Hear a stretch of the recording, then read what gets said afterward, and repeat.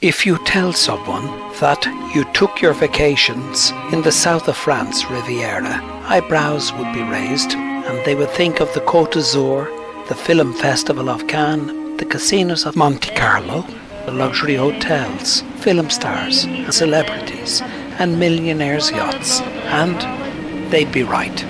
We decided to see some of this for ourselves and took one of the luxury trains from Antibes station to Beaulieu-sur-Mer on the other side of Nice, about an hour's journey away along the coast past the airport. Looking along the coast we could see the many fine hotels and villas for the glitterati, amongst the pines with stretches of golden sandy beaches, all in an idyllic setting. We are viewing the small harbour of Beaulieu, studded with smaller motor vessels and yachts, owned by the local elite, with room for visitors, set in a sheltered cove with the Alps in the background. Why the Greek music? Well, the first of two villas that we visited was Greek-inspired, set on a rocky projection into the sea in a most commanding location. This is Villa Kerylos. Even the name is Greek.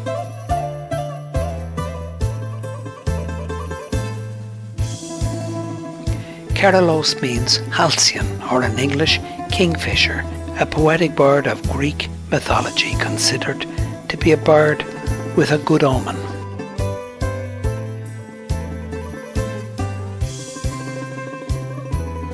Villa Kerylos was built between 1902 and 1908 by architect Emmanuel Pontremoli for Theodore Reinach, born in 1860 until 1928.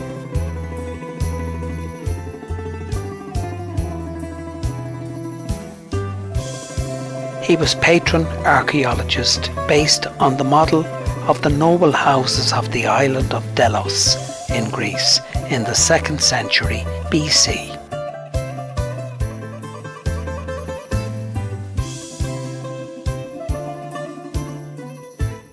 Their encounter gave birth to a complete architectural work which takes visitors into a world where the quintessence of Greek civilization is integrated into the modernity of early 20th century, which glorified technicality.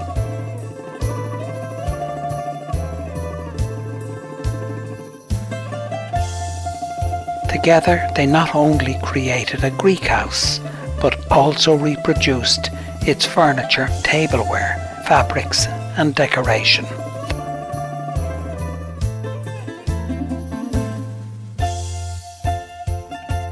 The house subtly combines the luxury of ancient Greece with the modern comfort of Belle Epoque leisure villas. Theodore Reinach spent his holidays there with his family, and on his death in 1928 he bequeathed the villa to the Institut de France, of which he was a member.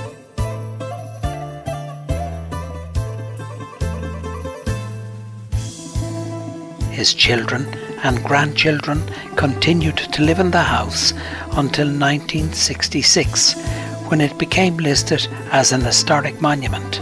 Villa Kerylos is now an undisputed point of reference for knowledge of Greek culture and its dissemination.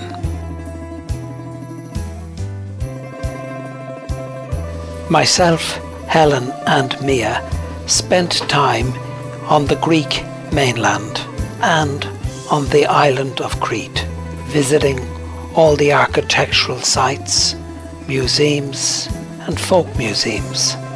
And we found in Villa Kerylos not the fragments of the past, pieces of broken pottery, but as it would have been when constructed. In Kerylos we stepped back in time and saw the true wonder of the classical Greek world.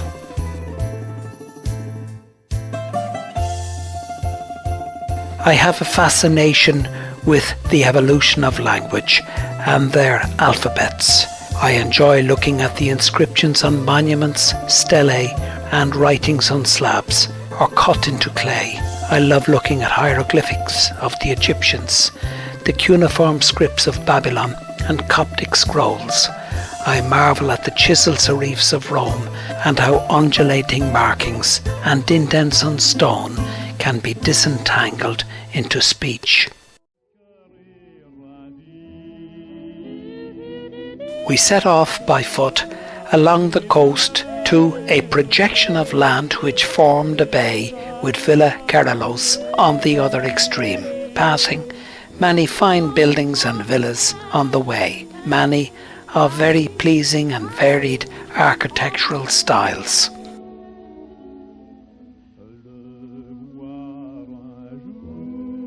We even found a taste of home, at least in name, Tirnanog, the land of youth. But peering over the wall and admiring the intricacies of the wrought iron gate with golden florals, the relationship ended there.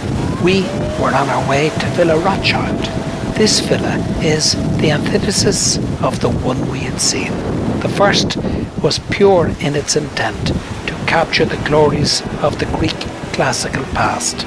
The second villa was a gathering together of several architectural styles and diverse concepts, but it was in its famous garden that the varieties of differing designs and genre from all over the world came to the fore in an eclectic world of beauty.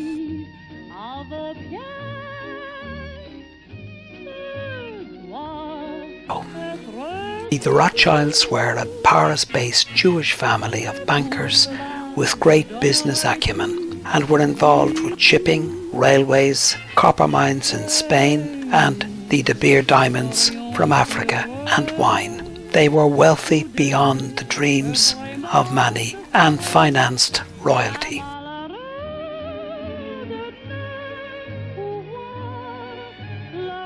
They were given baron status by Emperor Francis I of Austria, and when Napoleon, in gratitude, made the Jewish faith acceptable in France, their accomplishments knew no bounds.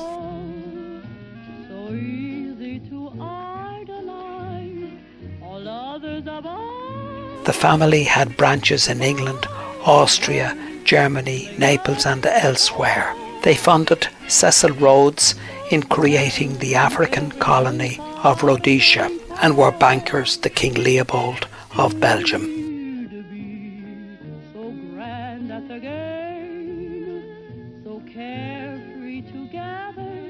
The family had over 40 palaces of unparalleled luxury, and they married into royalty.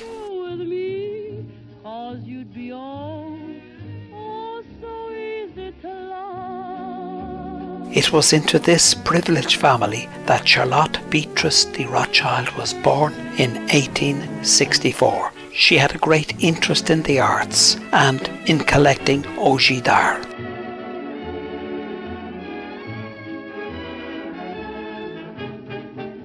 She met her husband, Morris Efrusi, from a Russian-born Jewish banking family who shared her passion for collecting.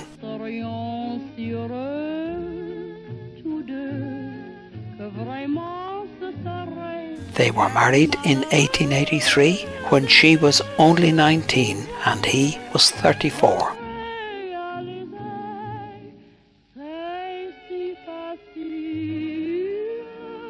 They met Morris's cousin Theodore Reinach, who had just completed his Villa Carlos, and she fell in love with the area and bought 17 acres on Cap Ferrat, where she built her own villa and filled it with her treasures.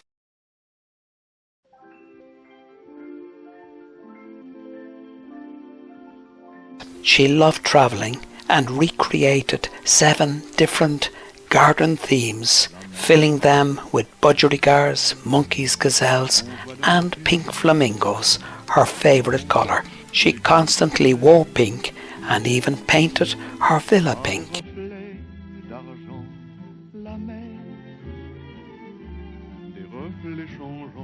All was not well in our marriage. Morris was forgiven for rendering her infertile through transmitting to her a disease. But when his gambling debts amounted to the equivalent of €30 million, she divorced him.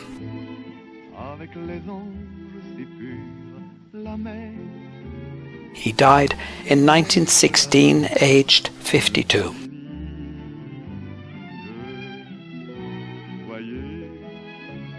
Charlotte moved to her chateau in Monte Carlo, but spent a great deal of her time in her special villa amongst her treasures and flamingos.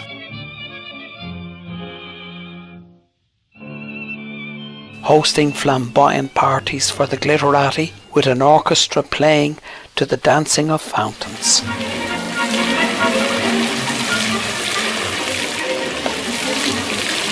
She died in 1934, aged 69.